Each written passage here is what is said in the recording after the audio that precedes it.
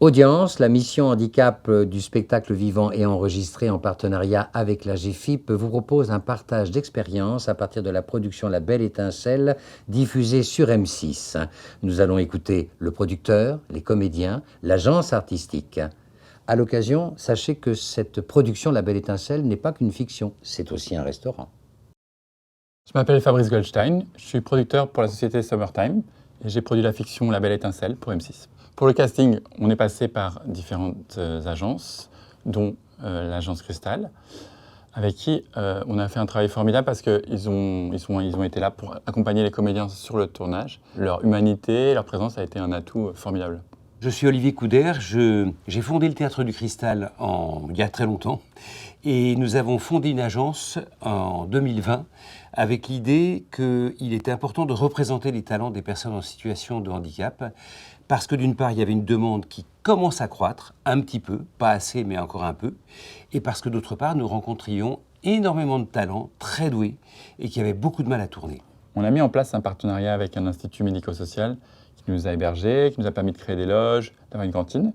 Et en échange, nous, on a pris en charge les vacances de certains pensionnaires. Très tôt, on s'était dit que sur les tournages, on devait limiter le niveau sonore, on devait éviter les crises, que le niveau de la cantine, par exemple, devait rester toujours à un niveau bas.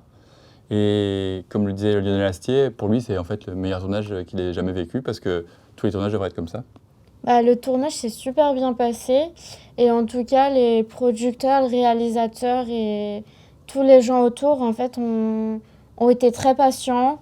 Ils ont fait attention à nous et nous ont dit ce qu'il fallait faire en fait finalement. C'était un tournage très agréable. Tout le monde était sympa, gentil, que ce soit acteur, metteur en scène, équipe technique, tout ça, figurant. C'est un tournage qui s'est agréablement bien passé et c'était sans doute l'un de mes plus beaux tournages. Notre agence ne s'adresse qu'à des professionnels, qu'à des gens qui sont formés, qui sont prêts à tourner devant une caméra.